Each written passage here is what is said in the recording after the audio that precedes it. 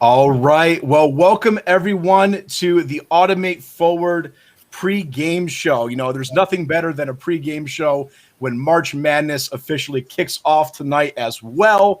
It's going to be some crazy upcoming games. You know, for me, Joe and Milton, everyone, it's super weird because March Madness has always been on a Thursday, Friday. So, like when I was on my phone yesterday afternoon saying, okay, when are the games tomorrow and all that stuff? And then there were no games on Thursday besides like 10 o'clock tonight for the pregame. It really threw me off. So, yeah, that whole shift just was weird for me. But let's face it, what has been normal about this in the past, year for us? So, anyways, welcome Milton from Schunk, Joe from Calvary, and, of course, Chris, the host of the Manufacturing Happy Hour. Everyone, thanks for joining this pregame show today. Just being with you is like happy hour. Thanks, guys. Yeah, gentlemen, thank you. It's great to be here. Awesome. Yep, excited to kick things off for the biggest event in the industry of the season so far, Automate Forward. For sure. So let's go ahead and just start off with some introductions. Milton, let's kick it off with you. Tell us about yourself. What do you do? Where do you come from in the industry? And then, a little bit about Schunk as well for people who might not know about the company. Well, Jake, thanks again. It's great to be here. Great to be with you guys. I get to feel like right now I'm hanging out with the cool kids. So, it's quite a pleasure. And you mentioned how weird things are. You think it's really weird? I'm in the triangle of Raleigh-Durham area, and, UNC's not ranked first or second, and Duke's not in. So definitely March Madness. But going back and getting past this weird year, again, I work for Schunk, and I get to lead the industry-focused team where we provide componentry to robotics companies and companies like Calvary.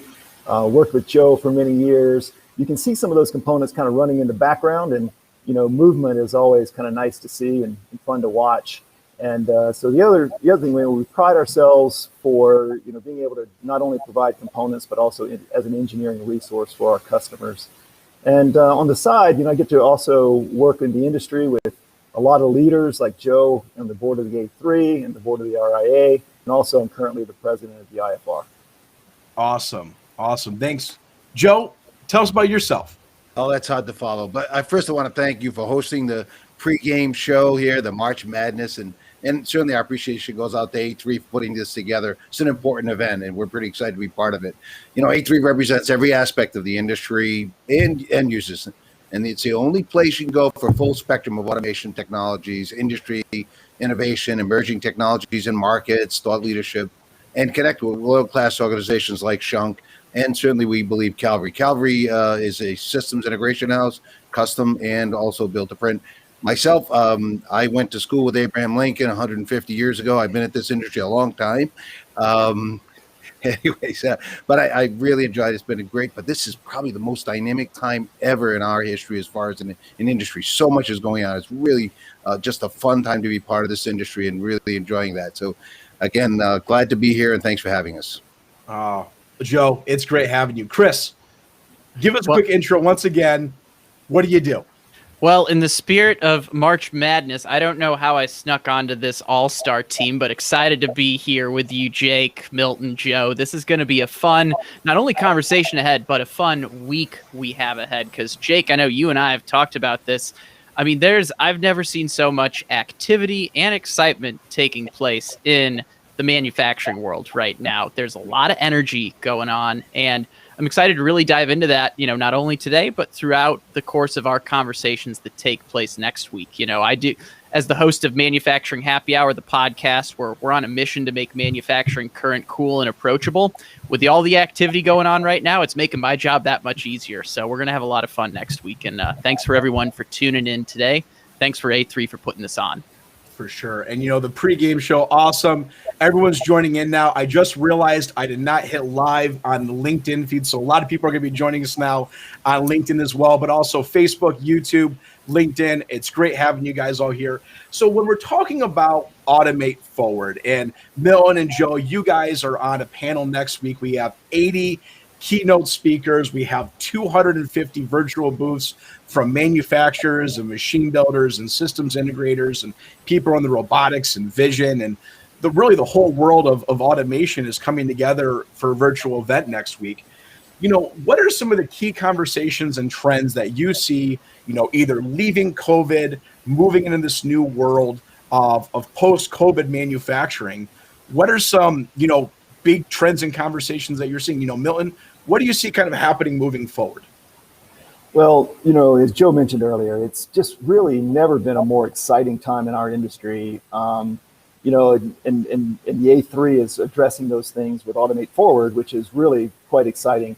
I think if we look at trends, most things that are happening right now with, let's say, the adoption of robots or the development of software, bringing things together, all of that was happening a bit before, but as we're going through this kind of unprecedented times that we pointed out in a couple different ways, in post-pandemic, I think what we can say is it's accelerating all of those exciting things and actually bringing these convergence and these inflection points together much faster and even at a rate that I think we could have never guessed.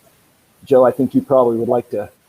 Yeah, I absolutely agree. And there's a couple of key things I think we've seen. Mobility was already moving, and we talk about that. We mean autonomous mobile robots, et cetera.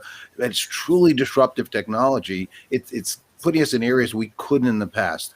Traditionally in automation, you brought the components or whatever it was, even the car manufacturers, they brought the body to the robot cell or the manufacturing. Today, we can bring the automation to the processes, even some of the things that are traditional, like machine tending. You can have a mobile platform with a robot going from one machine to another, and you're seeing a lot of that innovation around that. And part of it has been the technology changes with a lot of the sensor capabilities and again the mobile and navigation and some of the technologies it is mirrored together with that.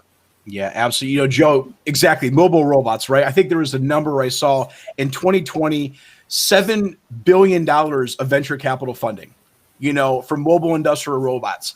5 years ago, 10 years ago, really all it was AGVs that you saw on like super heavy manufacturing lines, right? Moving body car frames around a manufacturing facility. But, you could walk into a small injection molder now, or a CNC fab shop, or even in hospitals and logistics centers. It's crazy how these mobile industrial robots really have taken over the industry.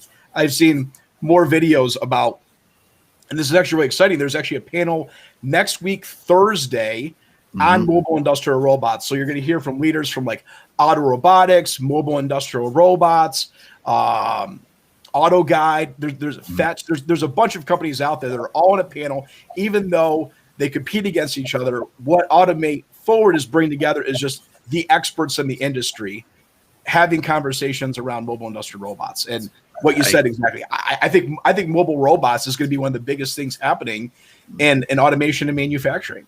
Across everything. And in fact, shout out to Matt Rendell of Auto that you mentioned, and Melanie Wise from Fitch are two of the brilliant minds in mobile robots. And just look at the benefit that technology has brought to even other areas besides manufacturing, warehousing, logistics. It's just there's so much going on that it can really bridge so many different areas today. And look how it stepped up in the pandemic too.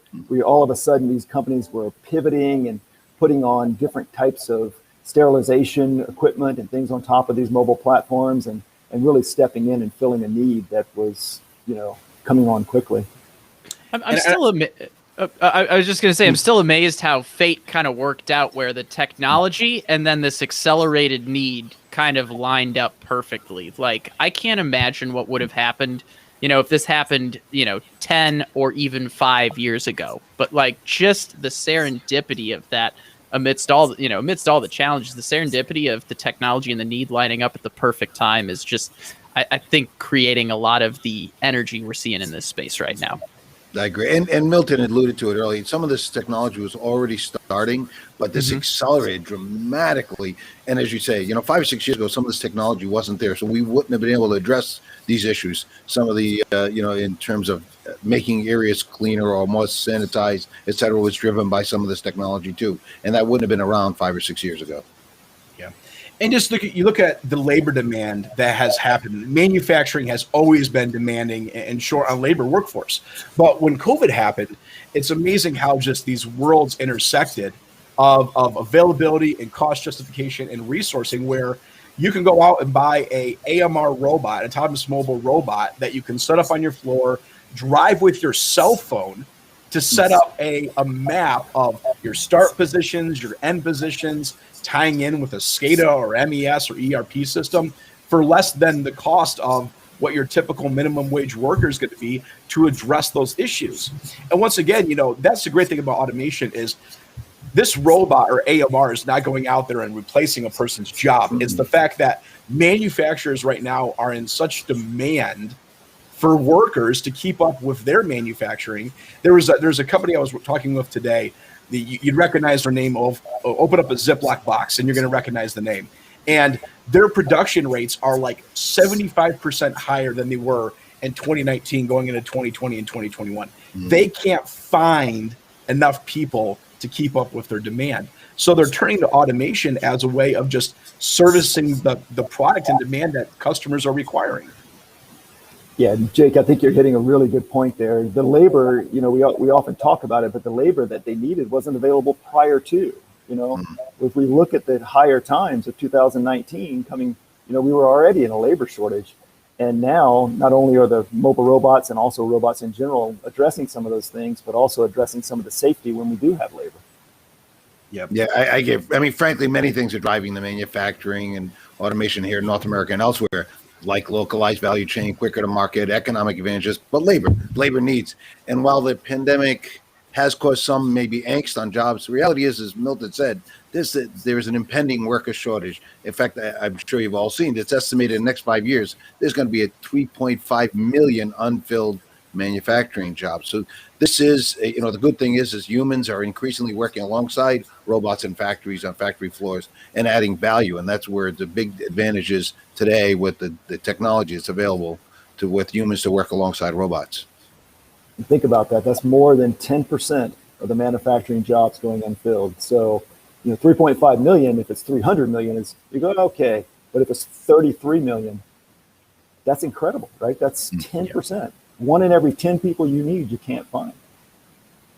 Yeah, it's crazy, those numbers that are out there, especially when you look at manufacturing as an aging workforce, where millennials right now and that age group is, and that's nothing against you, Joe. I saw your nod there. I'm not saying aging workforce. In this group. We're both going to retire now. You're right. but you look at millennials as that age group and generation. They are currently globally the largest workforce globally in the economic industry. However, that's not the case for manufacturing. If anything, millennials are significantly farther behind percentage-wise than the older generations. And that's just an industry and issue that's going to keep being addressed as this current workforce retires. So when we look at aging workforce, that's definitely a discussion that the manufacturing industry is addressing. But what are some other big topic points that you guys see moving forward? Aging workforce. I think another one is collaborative robots and AMRs, which we briefly talked about.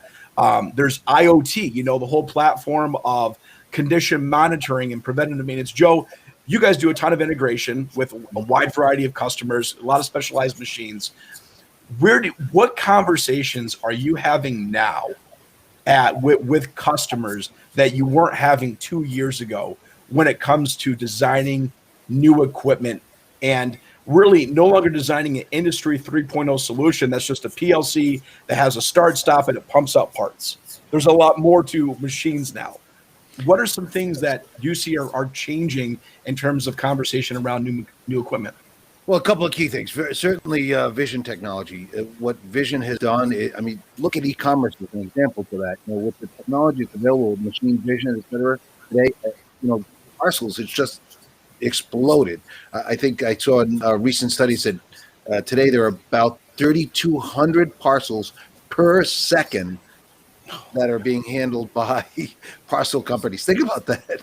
And they expect that to double in 5 years. So, in fact, the nice thing about the Automate Forward, you'll be able to learn about the dynamic technology supporting this growth. And it certainly is critical to us going forward as a strategy in a business area that we weren't talking about 5 years ago. In addition, topics like last mile food handling, grocery store automation, that'll all be explored. And by the way, you mentioned, talking about, well, e-commerce related to AI and machine learning.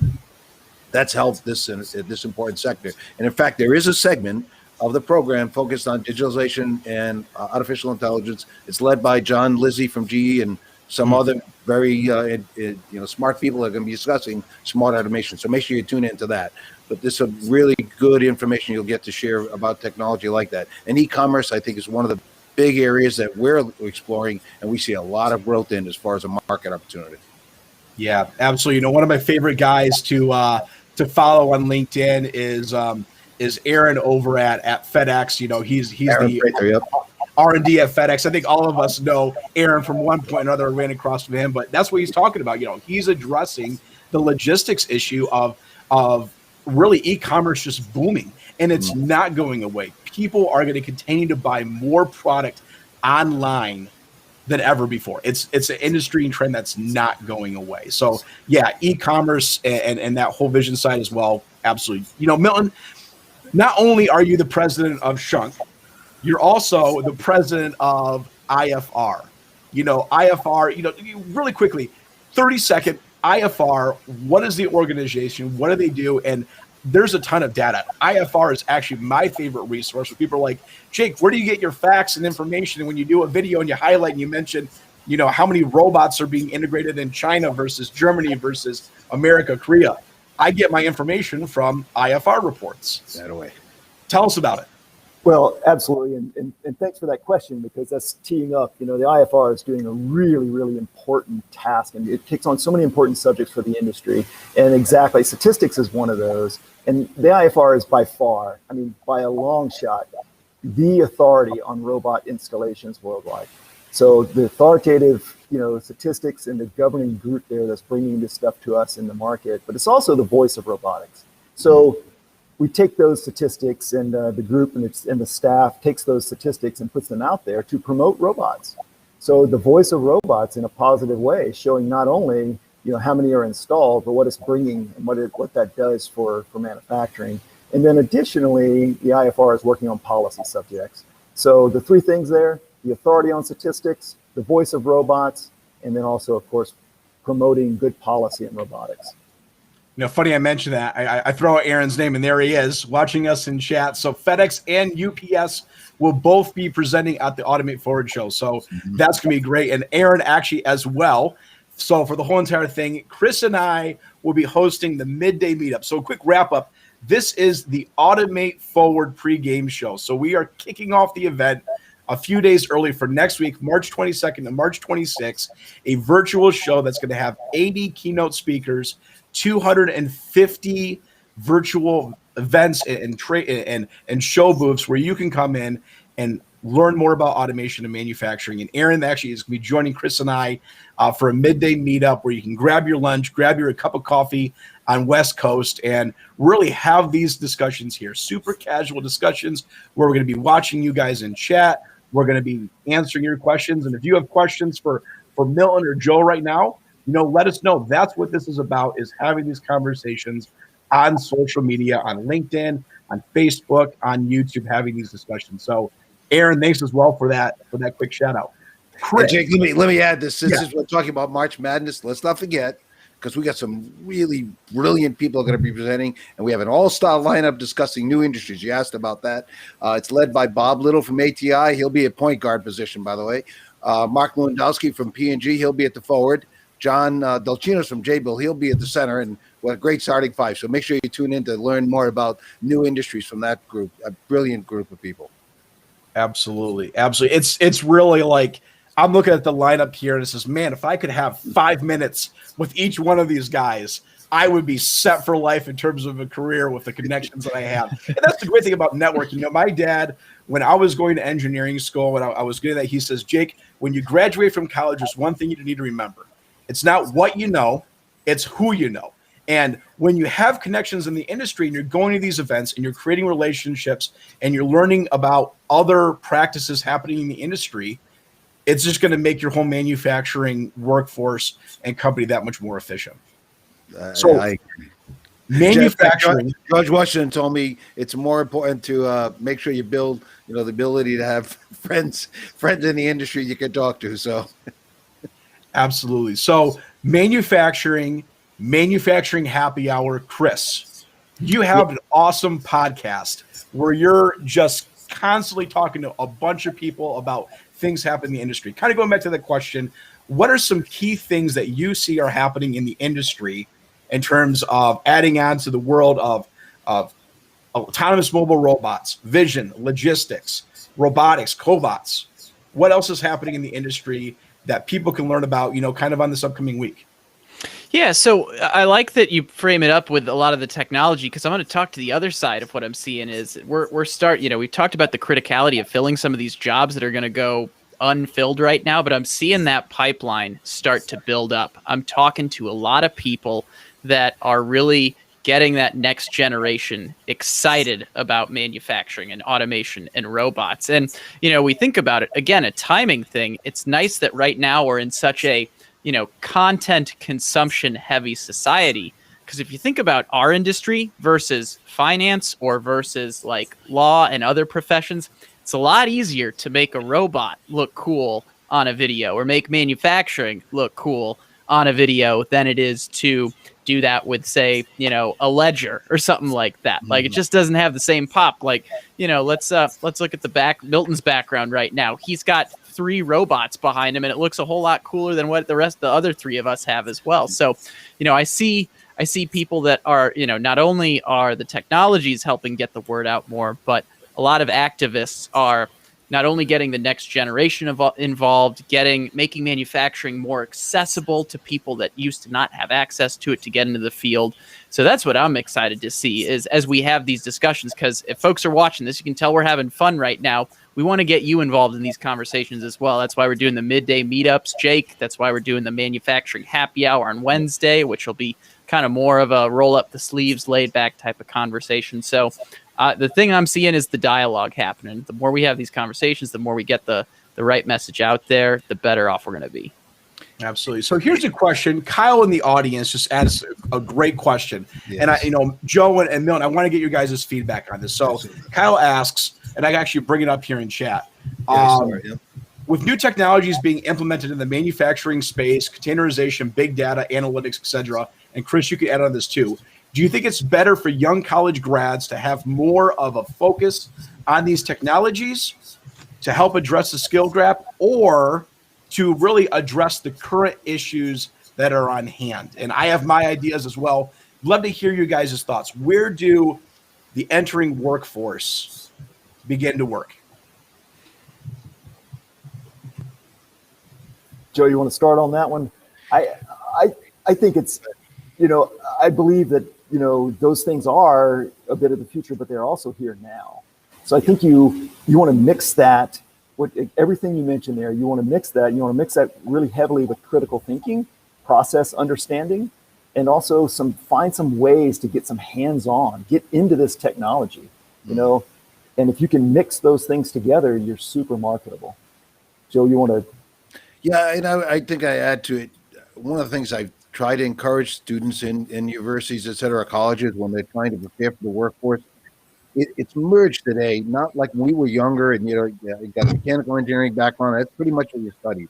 Or you had a chemical engineering background, that's pretty much what you studied. Semi-electrical. All of that's merged today. That mechatronics type thing. So the more cross-pollination you have of those technologies, because today they are all linked together. I mentioned earlier with vision technology and software.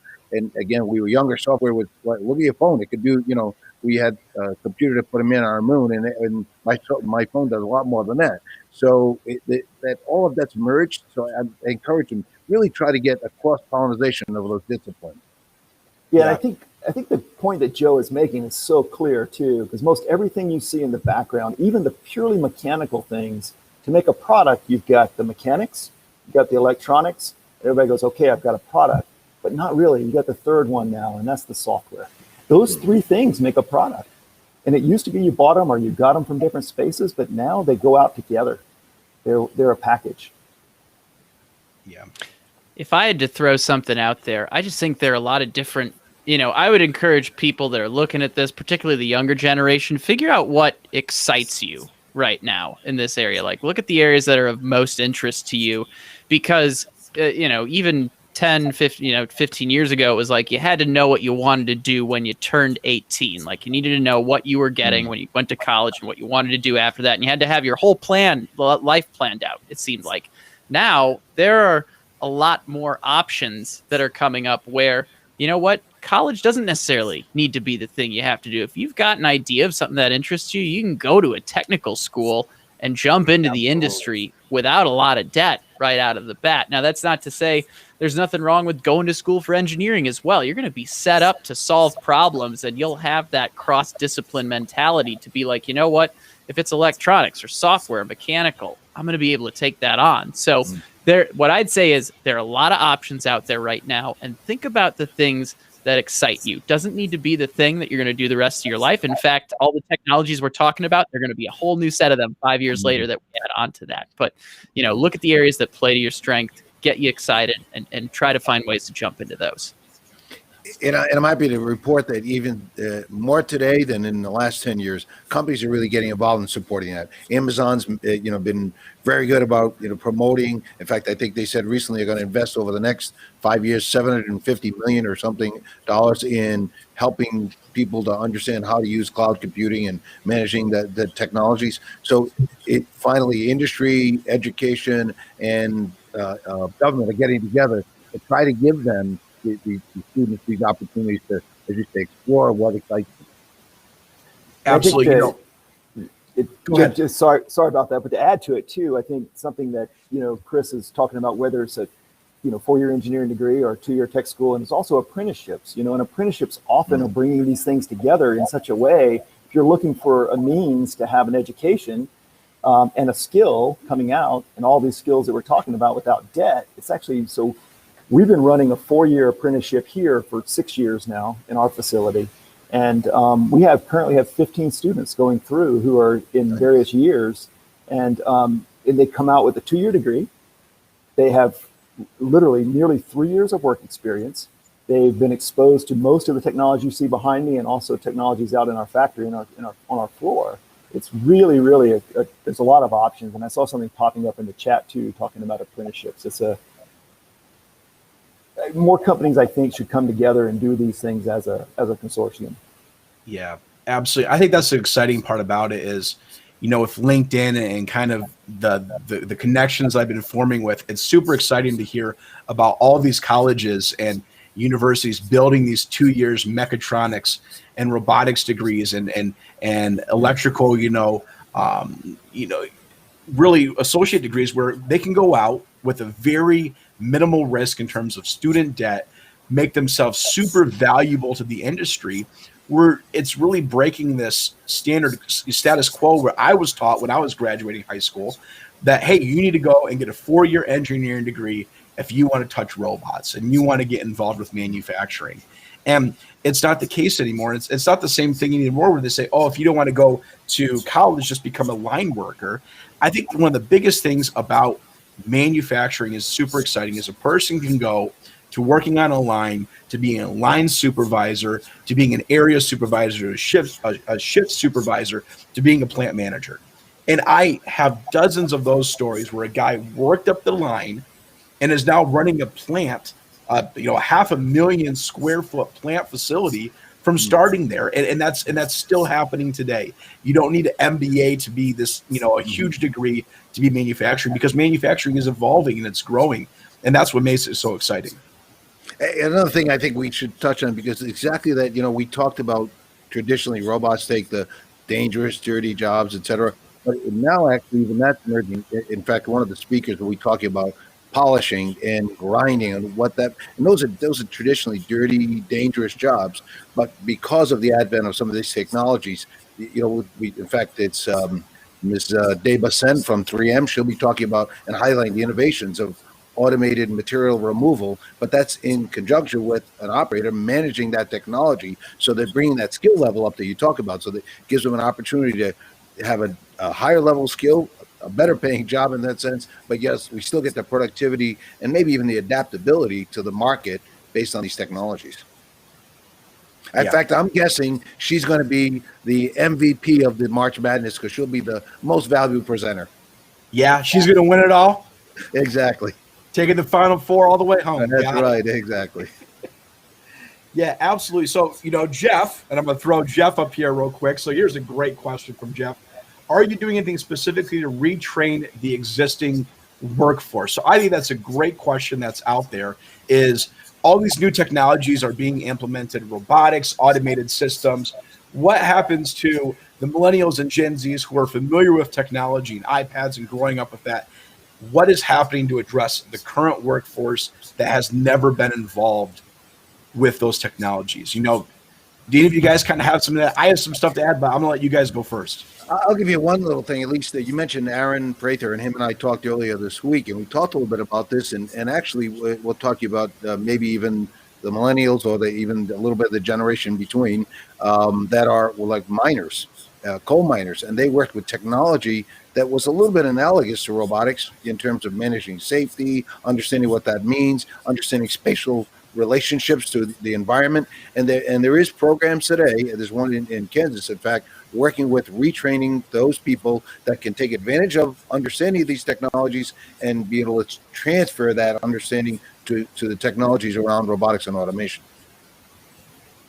Yeah, and I think so for us personally in our business, we're trying to keep up, without letting these things fall behind. And but there's many industries that are going to be disruptive. And Joe mentioned the $750,000 that was, or $750 million that Amazon committed to doing retraining. So they're actually running apprenticeships. They're doing 12 to 16-week apprenticeships in our area with some of their warehouse workers in order to make them mechatronics technicians to be ready to accept this technology. And I think that what we all need to be doing is talking to our local, community colleges and saying, what kind of skills can help bridge this gap that we have that is forming by technology being a bit implemented a little faster than we can actually keep up with training people and making sure that they're ready. And I like, I always pick on the retraining. I think we need to say future ready, because that's what we're really doing. We don't want to take anything away from what they know, because that's what really makes them valuable to be the ones to make future ready. Good point. And I think, not to pick on the words, but we want people to be ready to accept this technology, but we still want the people who understand where they came from. Absolutely. It's valuable knowledge.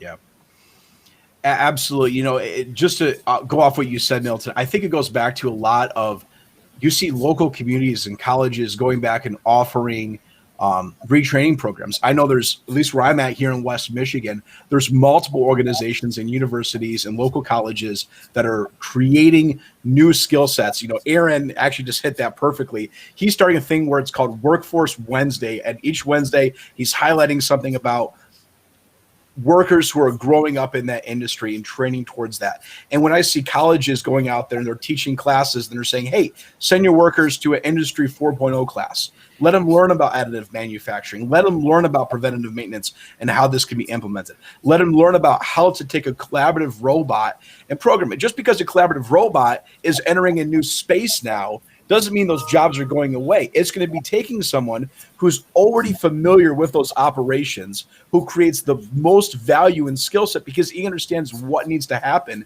and giving him the tools that are ready to then make sure that process is being implemented and it's being successful. And I want to jump on something that Milton said. Milton, you made a really good point about certainly education and business need to kind of align a little bit. And many of these institutions are looking for leaders from industry to sit on their advisory board. So those of you out there that have, the availability, that background, that you say, let's leverage what we know, what we learn, volunteer senior time and help out. I know you have, I have, and many others. Give some of that time. Aaron, we mentioned him a couple of times. He does also. They don't know what they don't know if we don't get involved and try to help them understand where those gaps are. Absolutely. And that's a good point, Joe. Yeah, absolutely. Chris, let's do a quick, what are we here for again? This is the pregame Automate show. What is happening next week? All right. So next week, all week long, we have Automate Forward taking place, virtual event. We're going to be, in the spirit of a pregame show, in-depth analysis, live look-ins, play-by-plays at the biggest things taking place in manufacturing, automation, and robotics. So we'll be having conversations like this all week long at your midday meetup. Jake will be having these conversations in the evening with a manufacturing happy hour on Wednesday. And then not to mention all the keynotes where you can consume this information throughout the day as well. It's going to be the biggest event. Might even be competing with the Final Four in terms of how prestigious it is. That might be a bit of a bold statement, but for people in this industry, something to get excited for. Absolutely. And I got to make a plug here, by the way, because Milton, along with Greg Smith and David Roberts, will be on the How Collaborative Automation is Driving Productivity. I'll join them. I'll be quietly in the background, but I'll be there with them. Certainly, we want to explore that topic with you. So join that one. That is actually March 25th from 10 to 11. So it's a plug for us to join our panel. Absolutely, yeah. So that's going to be exactly a great keynote on Thursday. And there's phenomenal keynotes happening every week. I'm going to pull this up real quick. So on Monday, we're doing the keynote panel, The New Industries Driving the Growth in Automation and Robotics. Actually, real quick, while I'm doing this, I'm just going to share this screen because this is too good not to share with everything that's happening. So let me go ahead and share my screen here. And let's just look at all this awesome events that's happening. So let's bring this up real quick. There we go. Boom. So you can actually head over to Automate Forward and register for March 26th to the 22nd. But this is just free. Right. Yeah, it's free. Just register.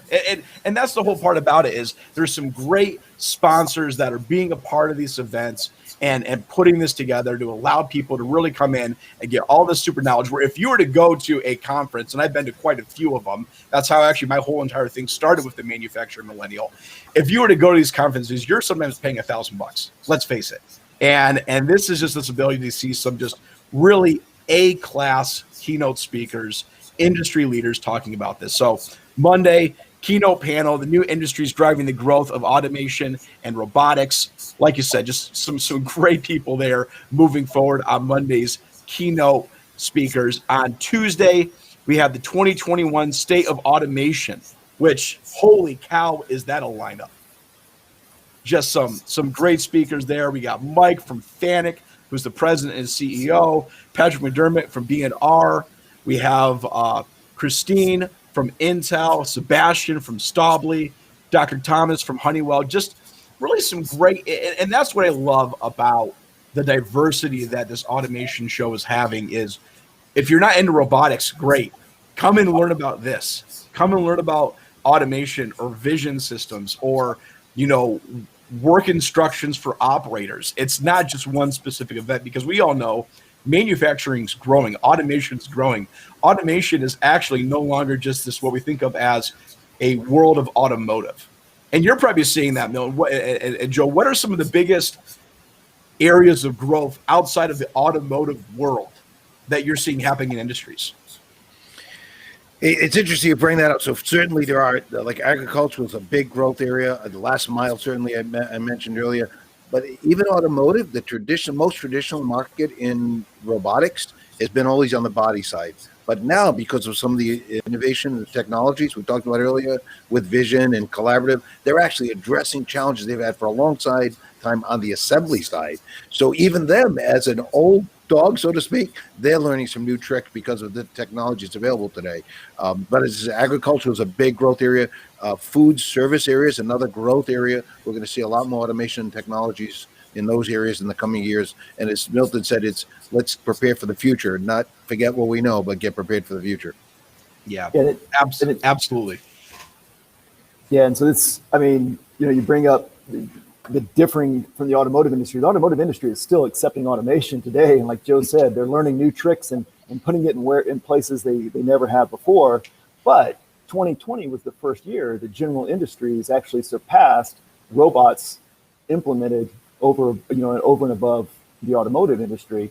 So you can see what's building. This is telling us what's building. We know what the density is of robots in the automotive industry. It's around 1,250 per 10,000.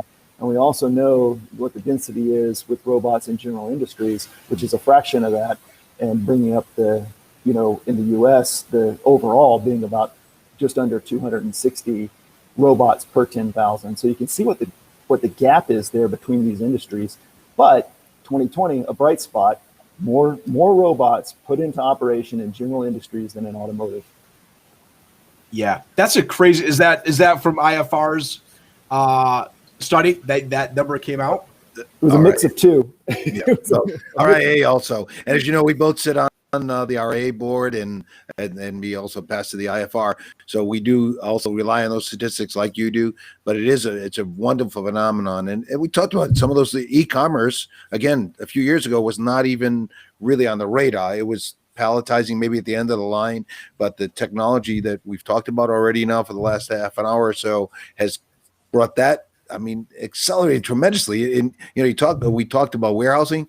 And another statistic I saw recently that they expect 28,500 warehouses to be added on the global stock in the next few years. 28,500, and all of that is going to be done because of the technology we have available, the ASRS and the AMRs, et cetera, we talked about. So that's another growth area we'll see continue to grow phenomenally. Yeah, just talk about industry growth and jobs. That's just where the jobs are becoming more and more competitive. Mm-hmm. When you have all these industries popping up in warehousing, automation is going to really help bridge that gap. So really quick, jumping back to that schedule. So we're on Wednesday now, the rise of automation, just some phenomenal speakers, deep learning. I'm super excited about learning more about deep learning. That's a big passion I have with Envision and deep learning systems. So that's going to be super exciting for me. New cases for autonomous mobile robots. Like you said, right there, just 28,500 new warehouses. I'm pretty sure the discussion about warehousing is going to come up in this conversation more than once. Same thing. So this one, I recognize a few names here. So Thursday, like you said, Thursday morning, Milton, Joe, you're going to be speaking along with some other great leaders talking about how collaboration automation is driving productivity. Friday, we're moving forward to the final day. And once again, autonomous mobile robots. So exactly the thing, talking about warehousing, all of that. And all this information, all of these keynotes are happening on top of 250 virtual booths that you can go and visit Schunk and see what Schunk's doing. You can go visit Calvary Robotics. You can see what they're doing and really just get a really depth of knowledge on what's happening. So super exciting to see what's going to be happening, coming next week with the keynote speakers and the virtual booths. Thanks. So Joe, besides your own event that you're going to be speaking at, what's one that you're most looking forward to when you were looking through that list? Well, I've mentioned a couple of times, I got a little affinity to mobility. I really think that's a disruptive technology. I really think that's changing. I've been around here, as I said, a long time, and I've seen technology advances. Software is one that's really put robotics on the map because, the early days of robotics, the software couldn't really live with the mechanics. So it caused some challenges, and software came a long way, and that's really made it disruptive. 5 or 6 years ago, made a big change in what utilization. I think mobility is that next big leap. I think that's going to be a really big, as I say, disruptive technology. We're going to see it across so many industries. It's just a huge growth opportunity. So I'm tuning into every one of those. Fantastic. So we're getting close to wrapping things up. Once again, this is the pregame show for Automate Forward. Conversations like this are going to be happening every single hour next week. So you're going to get your fill, that's for sure. If we were leaving our, kind of ending remarks, Milton, I'm going to end with you, go with you, Joe, Chris, and I'll wrap it up. Milton, ending remark for people who are watching this, and we're 45 minutes into this live broadcast. What's the ending remark that you want people to walk away with? Well, Jake, there's just so many. I'm gonna have to try to pick a few, but you just went through the agenda, and it was like hitting the peaks of such a deep event. Literally, you were skipping the peaks. And I just would like to push the things. Automate Forward is unique. It's not only who's bringing all of that agenda together it's end users, it's people who implement and use these robots and operate these robots every day. It's the implementers, the heroes of it, who are bringing all the technologies together, like Calvary Robotics, doing presentations, and not only presentations, having a booth.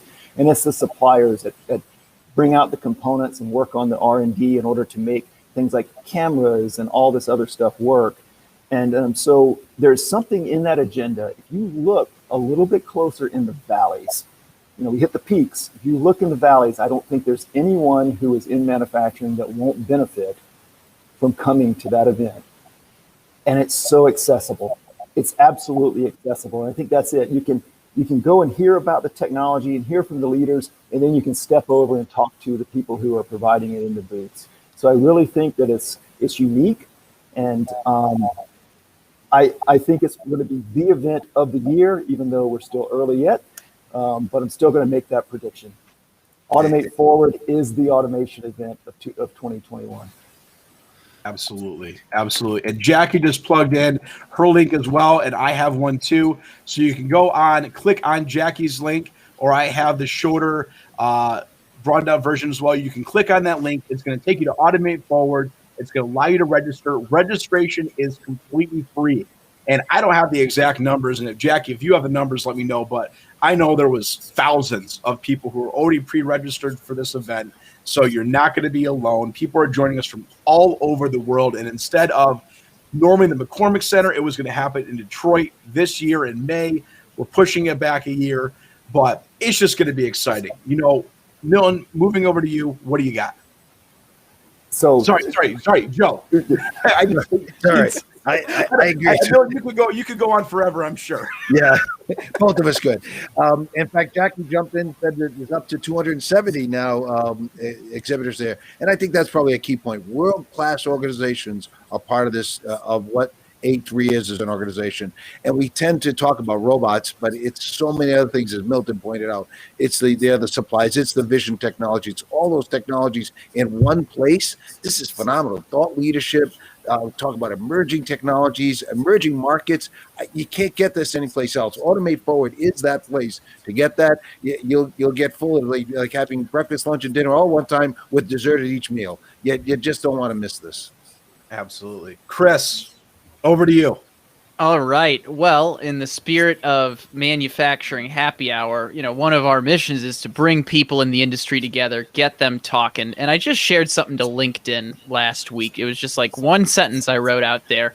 If given the option to collaborate or compete, I'm always going to pick collaborate. And with everything we've mentioned, from mobility, autonomous mobile robots, cobots, all these new emerging technologies, coupled with everything we talked about with the skills gap we're about to see in the industry right now, there's so much opportunity to be had.